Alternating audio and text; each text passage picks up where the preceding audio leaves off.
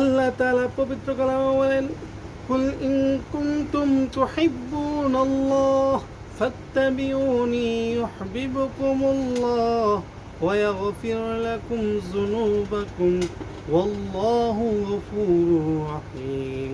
আল্লাহ তাআলা বলেন, বলো হে রাসূল, তোমরা যদি আল্লাহ তাআলাকে ভালোবাসো তাহলে আমাকে অনুসরণ করো, তিনি তোমাদেরকে মহব্বত করবেন এবং তোমাদেরকে গুনাহ মাফ করে দিবেন, আর আল্লাহ ক্ষমাশীল।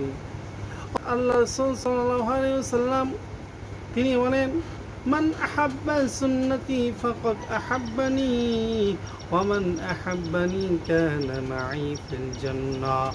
রাসূল সাল্লাল্লাহু আলাইহি ওয়াসাল্লাম বলেন, যে ব্যক্তি আমার সুন্নতকে ভালোবাসলো সে যেন আমাকে ভালোবাসলো, যে ব্যক্তি আমাকে ভালোবাসবে সে আমার সাথে জান্নাতে সাথী হবে।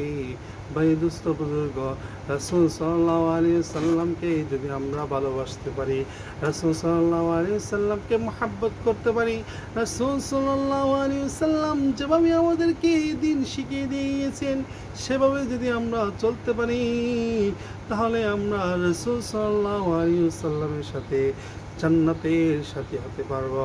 ভাই দুস্থ বুজুর্গ, দুনিয়াতে আমরা একমাত্র এসেছি আল্লাহ তার রাসূলকে ভালোবেসে দুনিয়া থেকে বিদায় হওয়ার জন্য। আল্লাহ তাআলা আমাদেরকে যেভাবে দ্বীনি কাজ করার জন্য রাসূল সাল্লাল্লাহু আলাইহি ওয়াসাল্লামকে আমাদের মাঝে পাঠিয়েছেন, রাসূল সাল্লাল্লাহু আলাইহি ওয়াসাল্লাম আমাদেরকে যেভাবে দ্বীনি বিষয় বুঝিয়ে দিয়েছেন তার উপর আমরা তারপর আমল করে দুনিয়া থেকে যাইতে পারি, সেই তৌফিক দান করুন। ওয়া মা তৌফিক ইল্লা বিল্লাহ।